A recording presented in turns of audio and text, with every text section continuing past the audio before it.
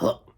Yeah, hey everybody on my channel. This is Retrokid Reviews, and long dumb story short, yeah, I'm still gonna do this Catwoman review. If you already saw the title, I just want to do my quick cents or 2 cents, and sort of talks on what's currently going on in the Ukrainian Russian crisis. I know it's basically escalated to a three-letter word I'm pretty sure I can't say on YouTube yet, because I am a small channel. Sorry for the thicker beard than usual. Usually right around now I would shave it for, I don't know, bad family-related content, especially for the Batman coming out next week.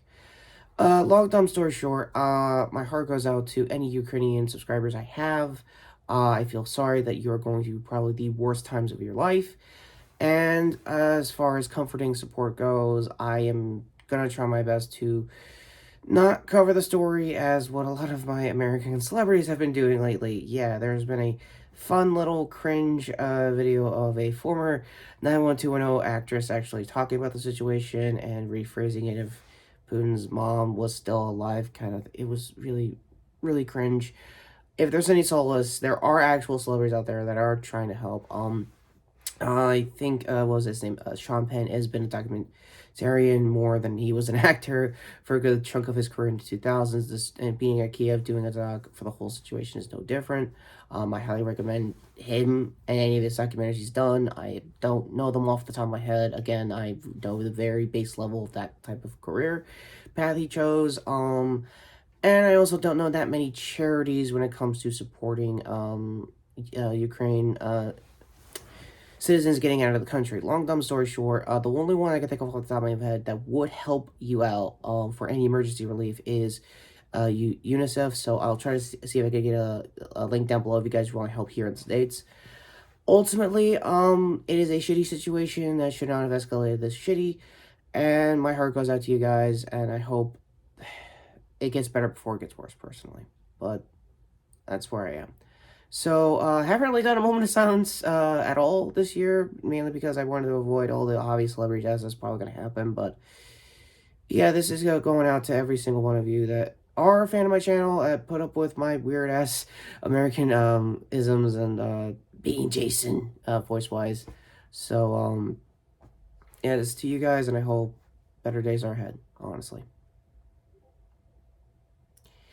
And my Discord notification being stupider than usual out of the way, let's just get to the most awkward transition I'm probably going to be doing for my channel for a while this year, hopefully. Yeah, Catwoman. Yeah, specifically Halle Berry's Catwoman. Due to how this whole situation came out last week, I was planning to do yet another figure style review with all my characters and stuff like that, but you guys probably are a little bored with the whole me covering Vox Machina and the whole roundup, so I wanted to, I guess at this point, be a little forgiving and say, yeah, I kind of tapped out also. It is a very traditional 2000s bad movie, and much like Daredevil, I already did a retro review of it, also during another life-changing crisis, so yeah, I picked the worst time to do pretty slam dunk bad movie reviews, so yeah, my luck is really not there, but yeah. Halle Berry was coming off of an Oscar. I think she just won, if I remember correctly, Monsters Ball. I think that's got her the Oscar. And then the very next year, she basically went and did Catwoman. I think it's been more of a trope for, like, Oscar winners to do that kind of thing. I think Eddie Redmayne did that for Jupiter Ascending after he won for, his Oscar. I forgot the movie that got him the win. It's been a while. I think it was Come Hell or High Water, or it was something with McConaughey. I'll leave a IMDb down below. It was actually not bad. If you're touring around Oscar season during that time of the 2010s. Anyway, in Halle's case, she was basically the biggest thing ever, because again, this was still her during like the X-Men years. This is still before X-Men 3 came out. No, I will not be doing a bad movie review, or at least retro review of X-Men 3, because oh my god, Brett Ratner was an idiot and probably a monster in behind the scenes if you are going off of the stuff Elliot Page has said over the years. I personally believe him, and yeah, that's not respecting pronouns at all.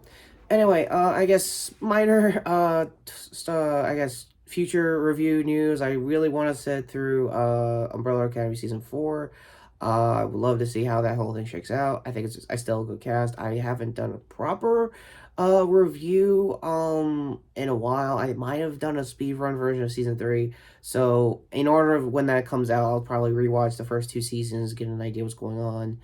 And yeah, that's kind of where I'm going to be. I also might have misnamed the seasons. Sorry. Again, I'm coming off of sleep and a very troubling historical week, in case you could tell, as of this recording. So, let's talk about pitof. Wow. One name directors don't always work. Yes, I'm also going off of my only. I did actually watch this movie in preparation until everything happened this week. For Catwoman. Long dumb story short, I did a bit of a cheat. I did basically YMS's commentary. I highly recommend the highlights if you want to get into it. The full commentary I'll also leave a link down below if you guys want to watch it yourself. It's also on Amazon Prime. I think I watched it on HBO Max. The transfer is about the same. Adam will give it the same rundown of like, oh, here, get the Blu-ray version, yada yada yada. From what I could tell, it's probably Blu-ray quality and probably Blu-ray rip that they got for Max's release if you're here in the States. I don't know, same deal, if you're internationally watching it on Netflix or whatever. Again, choose your VPN of choice. I'm not here to tell you how to do that. That all being said, yeah. Benjamin Bratt, yeah, he was also going that weird I'm still in Law and Order phase of his career, and it's... To say that I'm overthinking the intro is saying a lot, because the movie costed $100 million. Now, usually that kind of budget isn't really that big of a deal nowadays, but back in 2004, it was like getting $200 million. Yeah, basically that in the metrics. Also, pitof wasn't really known as a director after this movie. He didn't really do much. Again, I could be wrong. Cast IMDb down low in case I'm wrong. That all being said, yeah, one name directors are not really good because him and McGee are kind of in that same ilk of like, we knew Michael Bay and we kind of want to keep working in this business, but McGee moved on to do weirder stuff and Terminator Salvation and a bunch of other franchises. pitof didn't do much because he was basically known for a graphic designer and very French. Again, I'm still excerpting dunks that Adam and the Palace did on his commentary. But again, I highly recommend the commentary. It's very PC. It's very safe. Some of the jokes are still landing a little not as hard as they used to when it came out when it was new. But yeah, Hallie didn't like it. Obviously, the cast didn't like it. Obviously, I guess they must have read the room. It was a bad movie.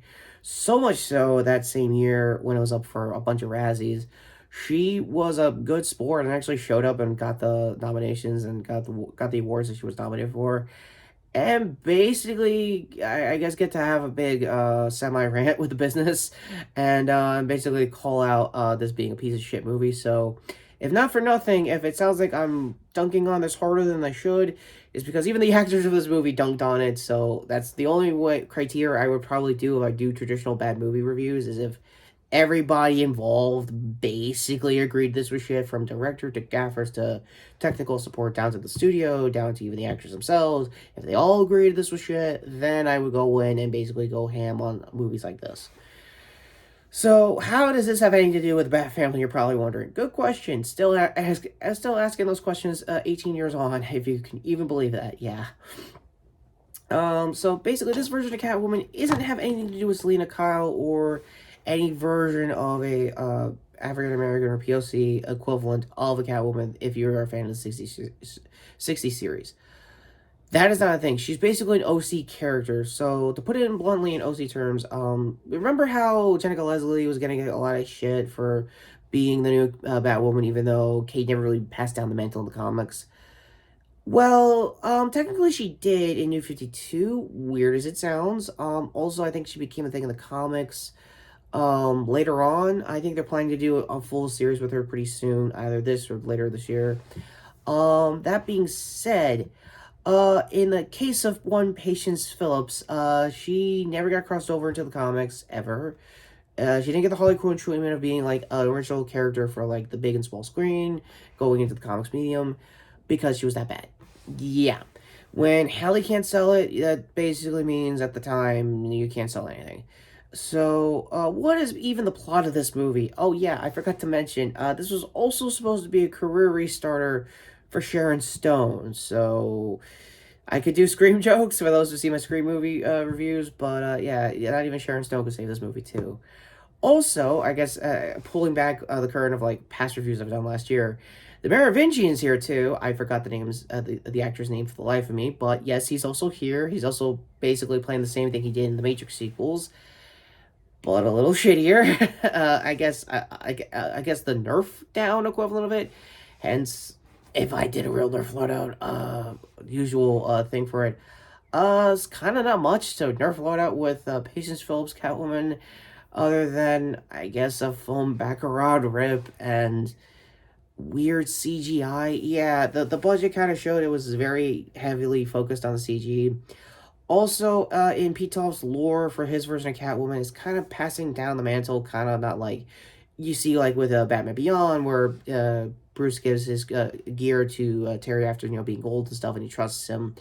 No, it's not like that. It's basically Highlander rules. So basically, if any person that in this lore dies, they reincarnate through a cat, and also have a history of historical women that do theft and shit. Like it was a weird lore even for the 2000s. But yeah, ultimately, for meme scenes that has moved on. I guess 2 for 2 for that year alone also has a basketball scene. It is weird. It is probably weirder than I guess what's his name? Ben Affleck was in Daredevil for the gym park fight. It's in that same kind of meme hood territory. You have to see it to believe it. How weird and memery it could get. Sharon Stone, God bless her, was trying everything in her power not to chew the scenery, and it almost showed. I think in the final battle, I'm speedrunning the whole plot because it's Catwoman is that bad. It's not like Cats 2019 bad. I know people have compared better bad movies to that, and good reason. Yeah, so long story short, I guess her whole thing was that she was a makeup company with like a bunch of graphic design artists and stuff, which Patience was. Merovingian was basically a shitty boss. She also had the most memeable quote that Adam kept using to this day was, let me tell you the remix. Yeah, it was supposed to be a callback, a clapback to shady bosses in the world. Long story short there. It is a crappy rant, very dated to this day, even when it was new. But for the final battle, with her and Sharon Stone, she's basically, I guess, his equivalent, I guess, of not maybe Gorilla Grodd or no, not Gorilla Grodd. Solomon Grundy, I guess, because it's all made of stone and stuff. Instead of being born on a Monday, you're born on a Tuesday. Creamed on a Friday night, falls comically with a dummy on a Saturday, and yeah, it was just freaking weird. Also, you're probably also wondering, is this in Gotham City? No, is this in any major metropolitan city in the real world or the DC Comics universe as a whole? No, it's basically I guess a Canadian center spot they usually use throughout TV movies, and oh my god, you can freaking tell. So if this was a traditional review, it will covenantly get that 0, but since it's on legacy rules, and by legacy rules it's been almost 20 years and nobody cares of picking this up again, that's usually a good sign. If you're morbidly curious to have like a bad movie drunk night with friends, it's totally worth it. Hallie obviously hasn't had any grudges with the creators and crew. I think she might have still have a good working relationship with WB to this day. I could be wrong. Let me know in the comments if I'm right about that. Should you see this years after the fact? Probably. For the cringe factor, it's kind of lukewarm and obvious, but it's not that huge. In the long run, it's not going to be that memorable, but when you're hanging out with friends, bitching about it, it's basically like I think a lot of people would say with like bad movies like this, it's like the Swiss Army knife of like bad movies. You can always come back and have new jokes and stuff like that, new material. If you're gonna do a commentary. So with that all being said, yeah. Again, my apologies to rushing this into a vlog review, but it's been a while since you guys see my face, and I'm pretty sure you're getting sick of a lot of figure related content. So how about for next week, we do a little something different. Yeah, I got something really huge here. For those who don't know, this is my first complete select driver, and I will be doing full review of that and Tokyo updates with Dawn Brothers leading up to their release probably next month, Sentai-wise, and a lot of other spilling of Tokyo tea that I've been willing to do with the show next week. So with that all being said,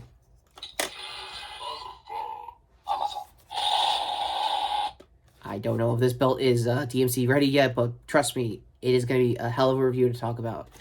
That all being said, what did you guys think of this, sadly, whimper, long overdue, retro review of Catwoman? My apologies to not doing a full Jason mantra kind of thing, but, I got the hoodie on in respects for him, and, long story short, let me just do a quick update. I think I got better, over the week.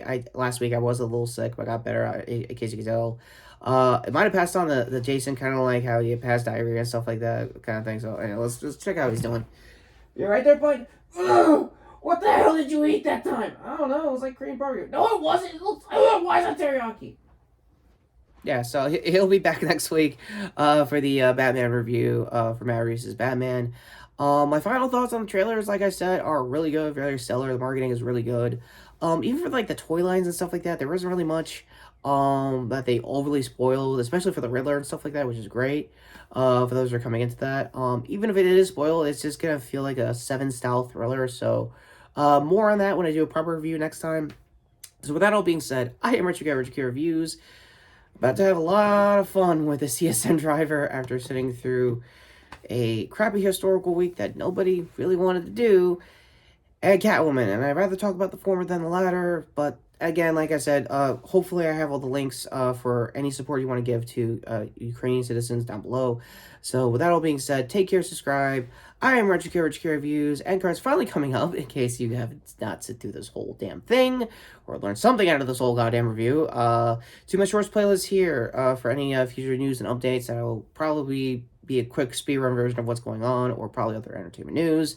And here, also, for my previous review, which was the final half of the Vox Machina reviews, Jason's almost sort of there, uniform here, or hoodie, to sub to the channel, notification bell down below. I know I'm going to be talking on some quick, stuff, charities-wise.